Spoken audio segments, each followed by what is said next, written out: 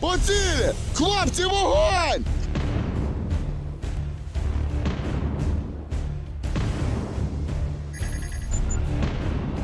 Today at 4:30 a.m.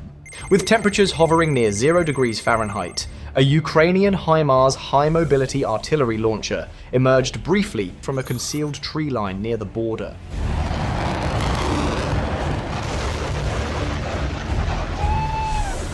The cold was severe, thickening fuel and stressing metal components, but the crew was not there to fight. Their task was brief and precisely timed. In under 30 seconds, 6 GMLR's precision-guided rockets were elevated, aligned, and launched in rapid succession. Immediately after the final rocket departed the rails, the launcher displaced and withdrew, leaving no opportunity for counter-battery response. The rockets climbed steeply, arcing into the upper atmosphere and accelerating to approximately Mach 2.5 to Mach 3, consistent with GMLRS performance in the mid-course and terminal phases. The rockets were aimed at the Luch power plant, a central heat and electricity hub for the city of Belgorod. The facility provided heating for roughly 40,000 residents, making it a critical node during winter conditions.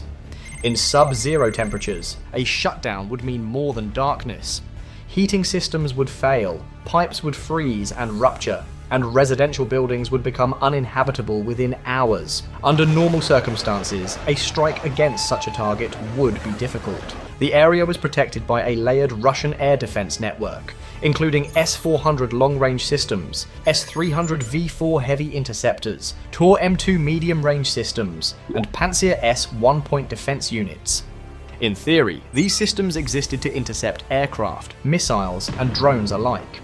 The reason they did not stop the attack lay in events unfolding elsewhere in the airspace. At 4:32 a.m., operators at a Nebo-M early warning radar station detected a sudden and dramatic increase in aerial contacts.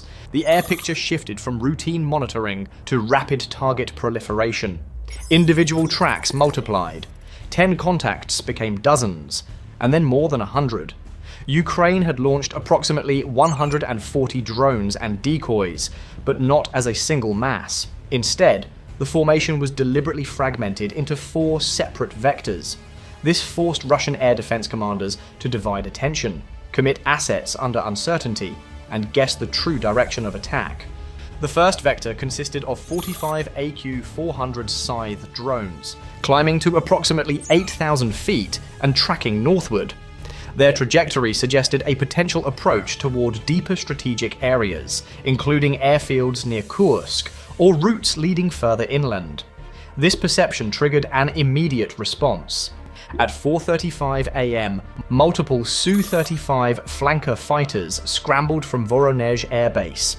Their mission was to intercept what radar signatures indicated could be cruise missiles or strike drones threatening high-value assets. As the Su-35 pilots closed in, onboard sensors detected powered aerial targets with sufficient radar cross-sections to justify engagement. Visual identification was secondary to the engagement timeline. The AQ-400 Scythe drones were simple platforms, constructed primarily from plywood and lightweight materials, powered by small internal combustion engines. Individually, each drone costs well under $20,000. However, their radar signatures were convincing enough to trigger missile intercepts under combat conditions. The pilots launched R-77 air-to-air missiles, each costing approximately $1.2 million. One after another, the drones were destroyed. By 4:42 a.m., the fighters had expended most of their available air-to-air missiles and were approaching fuel limits. They disengaged and returned to base to rearm and refuel, leaving the northern sector temporarily uncovered. While fighter assets were committed northward, the second vector advanced from the south. This group comprised 30 Boba long-range kamikaze drones, each carrying a 44-pound warhead, accompanied by 20 weather balloons fitted with corner radar reflectors. As the formation crossed the border, Russian electronic warfare units activated GPS jamming to disrupt satellite navigation. The Boba drones responded by switching to inertial guidance, maintaining straight flight paths despite the loss of external navigation updates.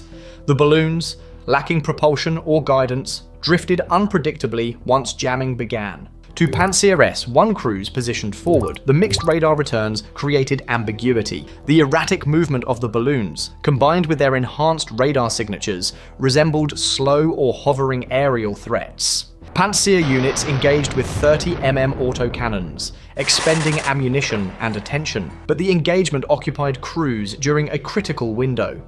Meanwhile, the Boba drones passed through the immediate engagement zone with limited interference. Deeper inside the defensive belt, Tor-M2 missile systems detected the inbound drones. Unlike the forward units, these crews focused on the straight-flying targets. A coordinated salvo of Tor missiles was launched. The engagement was effective. Within several minutes, the majority of the Boba drones were destroyed. A small number failed due to navigation drift caused by sustained jamming. From a tactical perspective, Russian commanders assessed this phase as a success. However, the Tor-M2 launchers had expended most of their ready missiles and entered a reload cycle that significantly reduced immediate readiness. As attention remained divided, the third vector executed its task. This group consisted of 35 AQ-400 Scythe drones, each fitted with Lüneburg lenses, devices designed to increase radar cross-section significantly. The drones climbed aggressively to around 16,000 feet. To operators of S-300V4 and S-400 systems positioned further back, the radar picture shifted again. The amplified signatures resembled a formation of larger aerial platforms rather than small drones. While exact identification was uncertain, the profile suggested a potential manned strike or high-value threat. Faced with the risk of a deeper attack, a Russian commander authorized engagement using heavy interceptors. 9 M83 missiles, each weighing several thousand pounds and costing over $2 million, were launched at high speed. The missiles destroyed the drones quickly. Within minutes, the entire group was eliminated. The cost, however, was substantial. More than $24 million worth of interceptor missiles were expended to destroy decoys worth a fraction of that amount. The heavy launchers then entered a reload cycle lasting tens of minutes, during which engagement capability was reduced. Radar focus remained oriented toward higher altitudes. The fourth vector served a different purpose. 30 additional AQ-400 Scythe drones approached to within 5 miles of Belgorod and began circling. They probed the edges of Pantsir S-1 engagement envelopes, repeatedly entering and exiting radar coverage. This forced Pantsir crews to maintain continuous low-elevation scanning. They could not disengage without risking a penetration, yet the drones remained just outside effective firing range. For nearly 20 minutes, the drones imposed sustained operational pressure, consuming attention and limiting flexibility. As fuel levels dropped, Ukrainian operators issued a final command. The remaining drones executed coordinated dive attacks against targets of opportunity. They struck fuel trucks, radar vehicles, substations, and air defense components around the city perimeter. Some were destroyed mid-air.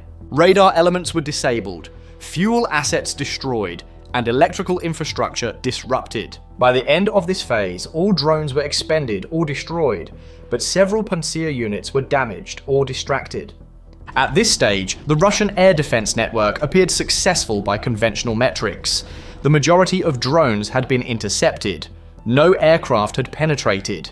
Yet the system as a whole was saturated, misaligned, and briefly out of sync. Fighters were refueling. Tor-M2 launchers were reloading. S-300 and S-400 batteries were cycling missiles, and surviving Pantsir crews were focused on low elevations. A limited but critical window had opened.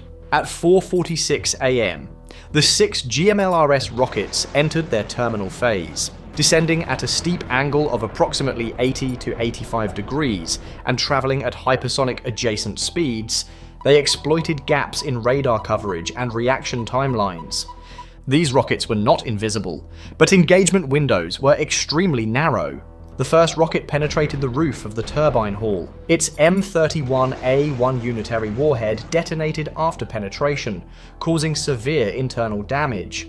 Turbines rotating at high speed suffered catastrophic mechanical imbalance as shock and fragmentation disrupted internal alignment. Subsequent rockets struck the control room, transformer yard, and boiler infrastructure. Cooling oil ignited, electrical systems were destroyed, and steam generation was disabled. The entire strike unfolded in under a minute. The Luch power plant was rendered inoperable. Damage to the facility and associated infrastructure was later assessed at approximately $300 million. Power and heat to tens of thousands of residents ceased rapidly.